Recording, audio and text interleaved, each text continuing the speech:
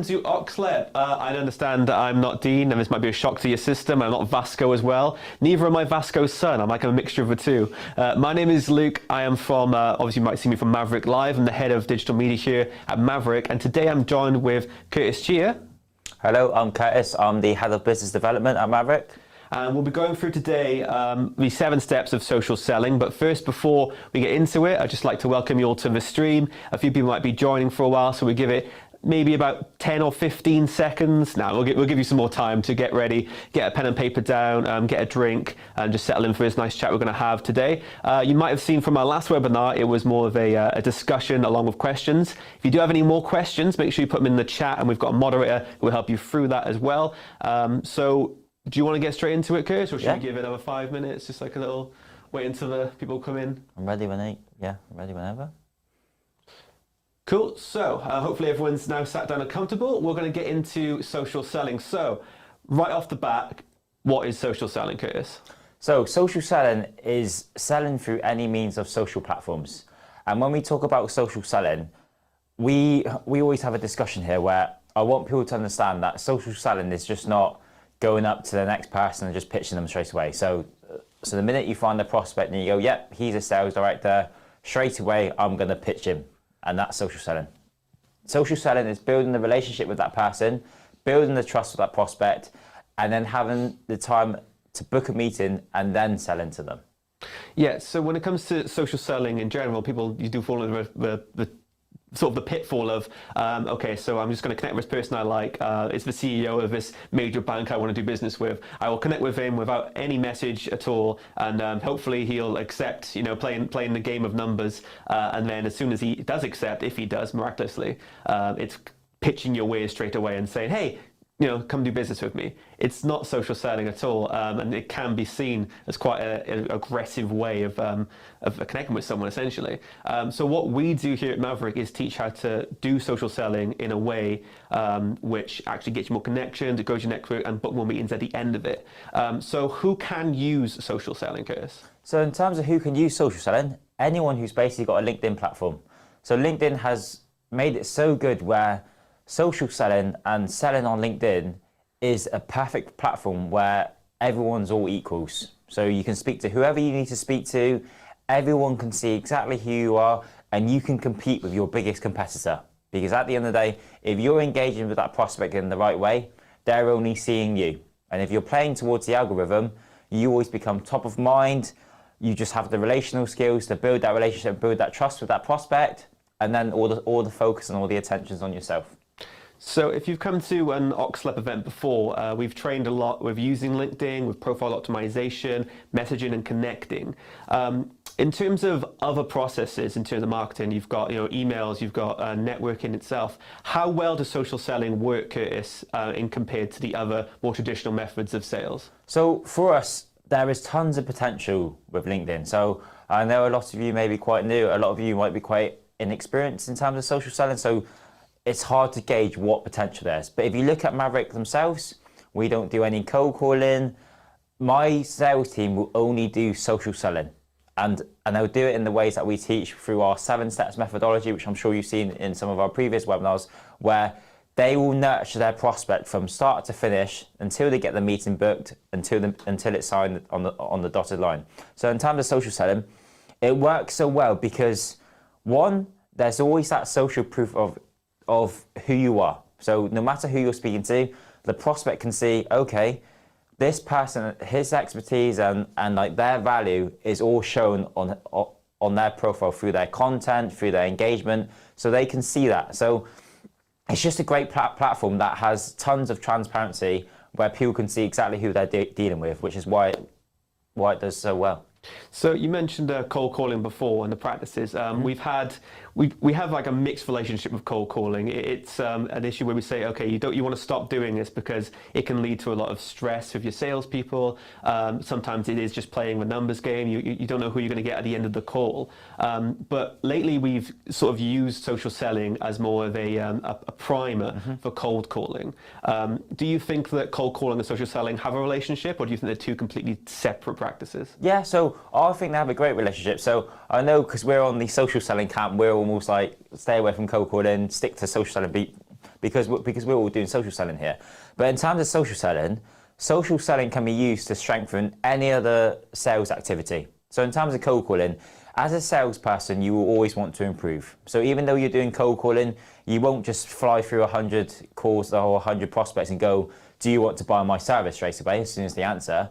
The best cold callers will be able to think quick on their feet, be very agile, and be very good conversationalists. So straight away, they'll be able to get that prospect into a conversation where it no longer feels like a cold caller. And in terms of that conversation, they're very good at leading the path of getting the questions that they need. So exactly why would they want their service, how it can better them, and how it would really benefit them.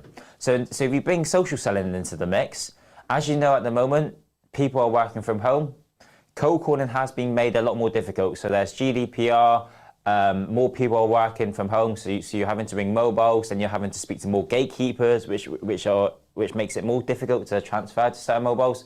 So if you go, actually, if I want to increase my chances of winning, I can use social selling to reach those people directly, but I can build familiarity around myself straight away, and I can build trust around myself. So actually now when I go to cold call, it's now more of a warm call because you've had several interactions with them on LinkedIn, and yeah, then they're more likely to reciprocate. Yeah, you mentioned in a previous webinar about the touch points they have. So when it comes to cold calling, we mentioned that you'll need to make 4 to 7 calls before you'll actually pick up and sell. But you can kind of streamline the process by getting in front of the right people using social selling, connecting with them and message them, which is a part of the 7 steps process. So now we've understood what social selling is all about, how it differs to more traditional social selling platforms. Let's go into the 7 steps now. Let's really pick into it. Can you explain, Curtis, what the 7 steps are? Yeah. So at first, it's identifying exactly who you need to speak to. So if we go by my example, I am looking to target sales directors because at the end of the day, we're looking to train sales teams, and sales directors are my best people. So you nail down your target audience, whether it becomes industry, size, company headcount, whatever specifics you need. But as long as you've got that, then that's point 1. Once I've identified those people, at Maverick, when it comes to our 7 steps, we reverse engineer everything. So instead of just going straight to that person, connecting with them, saying, I work for Maverick, we do this and we do that, would it be worth jumping on the call? Actually, I'm looking to build that trust and relationship first. So once I've built a list of my target audience, what I would be doing is I would be engaging with those people beforehand. So the reason why we do that is we found on average, no matter who you're speaking to, especially the C-level people will only talk business with you as long as you've created 2 to 3 reciprocal interactions with that person beforehand. So before we even send out the connection request, my step 1 would be to engage on his content. So engaging on their content is not just great posts, thanks for sharing. It's showing interest in that person and creating a 2-way conversation. And here at Maverick, you hear us talk a lot about 2-way conversations because it's incredibly important, because you want to make that person reciprocal, but you also want to build a relationship by having a 2-way conversation. So when we first did that first engagement, it would do 1 of 3 things. It will build familiarity around my profile.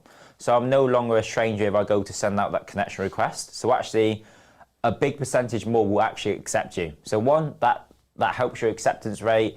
It makes sure your account doesn't get restricted and you're growing your network. Secondly, you're just training a friendly response from that prospect. It's just like if anyone's done any cold calling before, a lot of great cold callers will get the prospect to say yes 2 or 3 times to them before they actually pitch.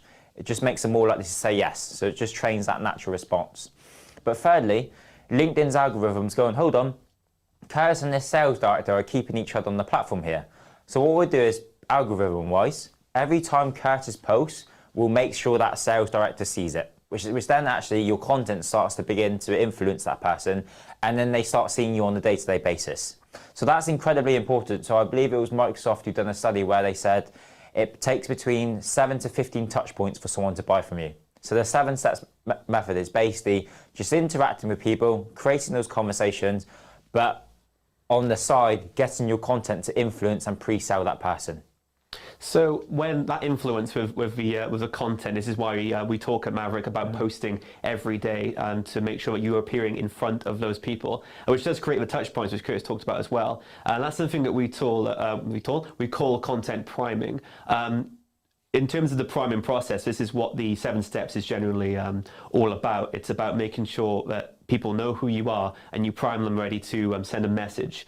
So you've mentioned the interactions and growing them. Next is the connection and the message. How would you approach that? Yeah, so in terms of the connection and the message, once you've had a few reciprocal interactions, your connection should almost be very, very likely because you've had a few good conversations, show an interest in whatever they're talking about. So a lot will accept you.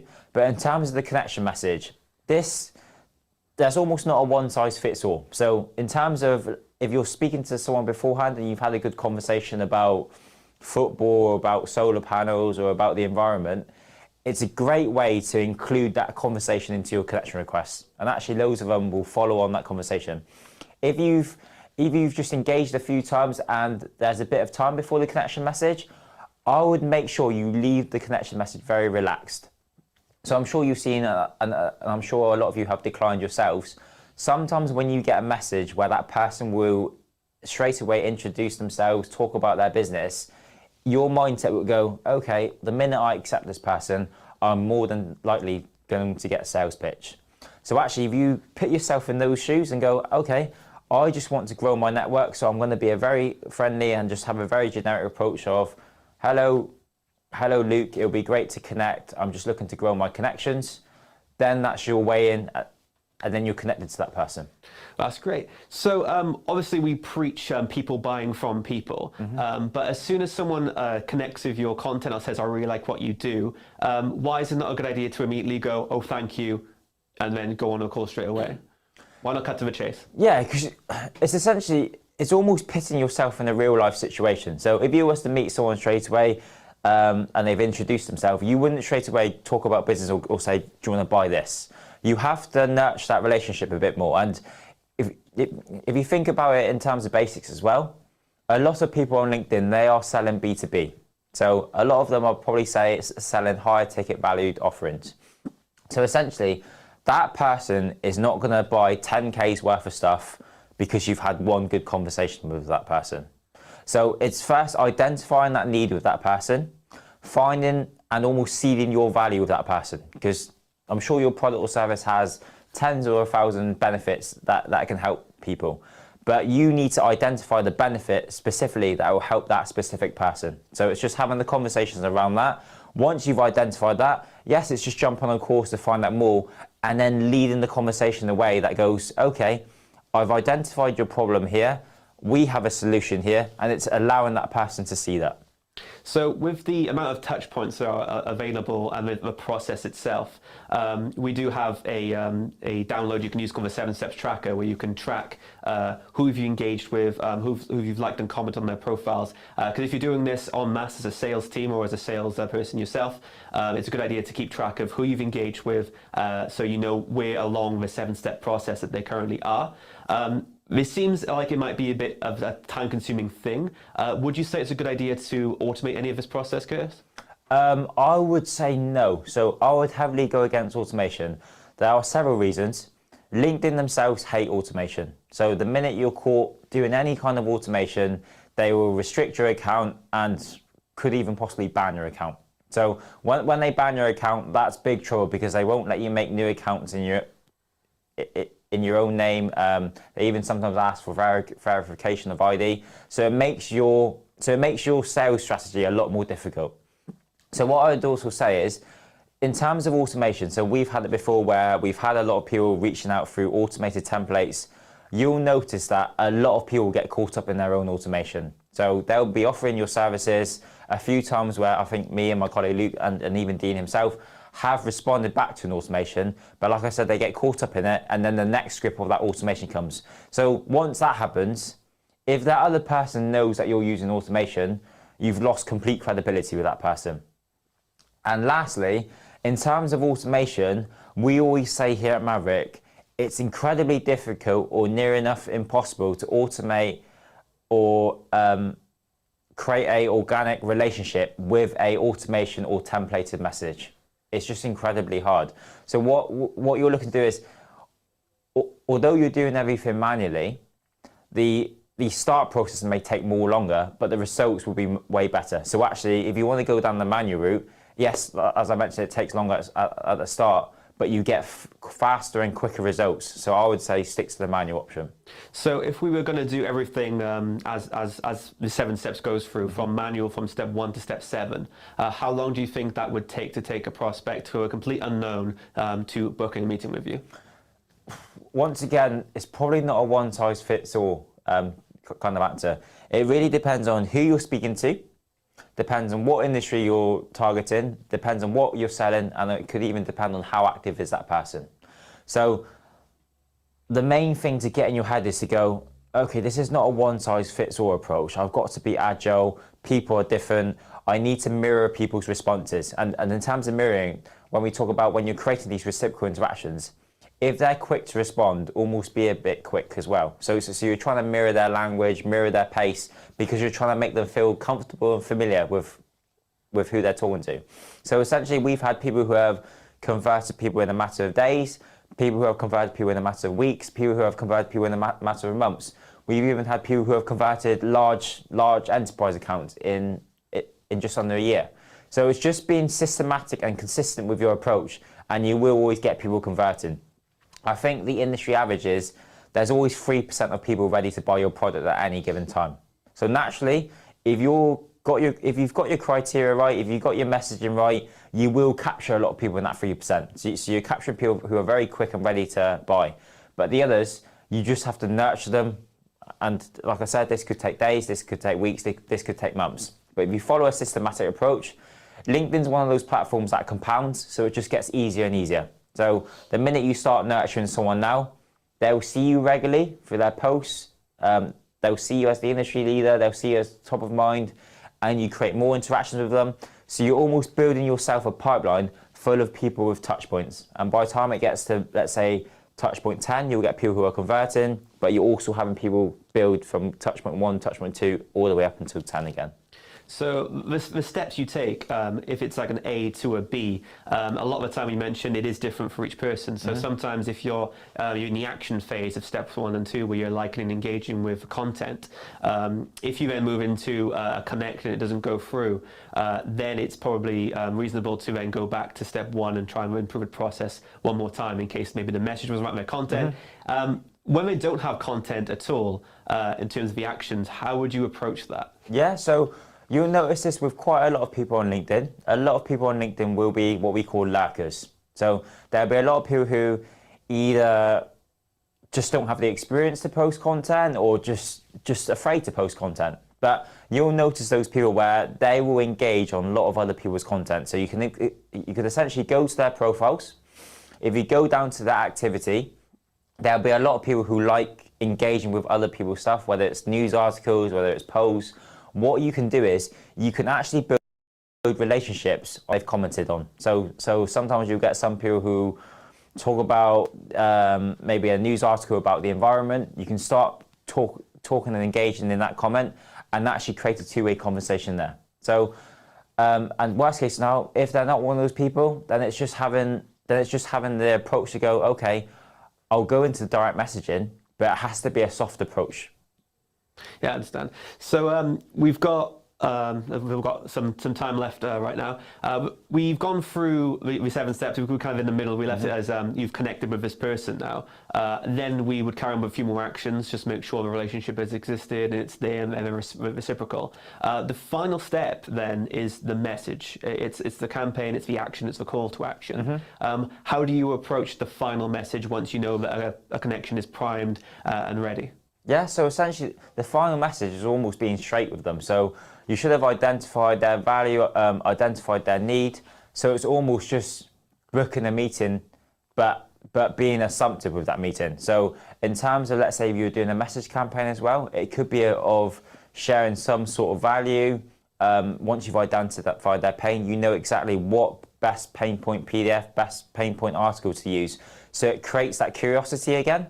But I just want to reiterate, if you focus on the relationship very well, the business will always follow. So a lot of our prospects that we target, a lot of our prospects that our clients target, when they focus on the relationship part of the aspect, that person will actually ask you back what you do, what you offer. So the conversation flows very well. But it's just, once again, being very consistent, being very systematic at your approach, and then that will always lead that way.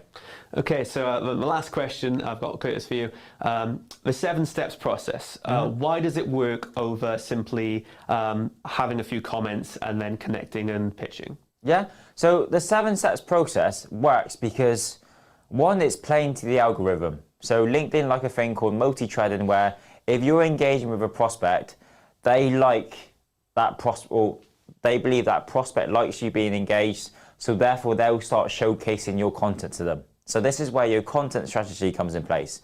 So your content is not just focused on buy my stuff, we've won these awards, we've got this amazing service.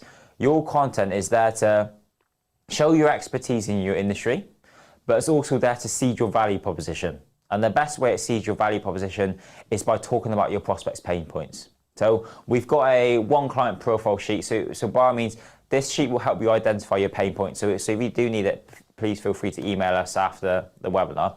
But this sheet will basically identify your prospects' pain points, and it will just map out your content for the week. And by focusing on your prospects' pain points, creating curiosity, it seeds that value with people. Because a lot of people go, actually, I'm struggling with this. And the more and more you talk about that, they start to go, okay, this person, this company actually understands where I am in my position and understands the pain that I have. Now, when you keep talking about that, and also when you talk about the answer, they will start tying you subconsciously with the pain point to that answer. So it's having your content to do that. But then when you're creating these 2-way reciprocal interactions with that person, you're essentially gaining that relational advantage over any of your competitors. So I'm sure as most of you who are selling these days, you'll know, or you may have lost, or you may have even won a few sales, because it's not because your product or service has done better, it's because that prospect has built a better relationship with you. So this is what the 7 steps methodology does, is it builds good organic relationships with that prospect, as opposed to just going, do you want to buy my stuff, and treating that person as a number. Fantastic. Well, thank you, Curtis, for coming down, and thank you for watching this Oxlep webinar tonight. If you have any need for Oxlep's business tools, I believe there's a banner below me which mentions where you can find those. It's a very important and very useful tools for businesses within the area to help grow their businesses. I hope you've enjoyed the 7 steps tonight. If you need any more information about what we've talked about, email us at hi@maverick.co.uk. Any final thoughts you want to go for, Curtis, before we head off? I would just say, in terms of LinkedIn, just go for it. I know a lot of people get slightly nervous at first as to where to start, but it's a platform where you'll benefit if you're consistent. So it's just being consistent with your message, being consistent with your content, but also being consistent with your relationship building. So the best salespeople will always be the ones who are the most organized, and you can see why. Because if you're just nurturing a prospect, let's say today, and you almost forget about that person in 2-3 weeks, we live in such a fast-paced world at the moment where I can bump into Luke on LinkedIn today, have a good conversation with him. In a week or 2 weeks later, because we see so many faces, we talk to so many different people, Luke will have forgot exactly who I am. So it's just being consistent with that message, keeping that familiarity and that relationship going, and then getting the meeting book, and then the sales will follow. Fantastic. Well, thank you for watching today at the 7 steps process. We will see you in the new year for our next session. Thanks again, Curtis, for coming down. Thanks for having me. And once again, if you need any more information, email us at hi@maverick.co.uk. And if you'd like the business support tools, head on the email address and follow the link just below here. Thank you again for coming. We'll see you next time.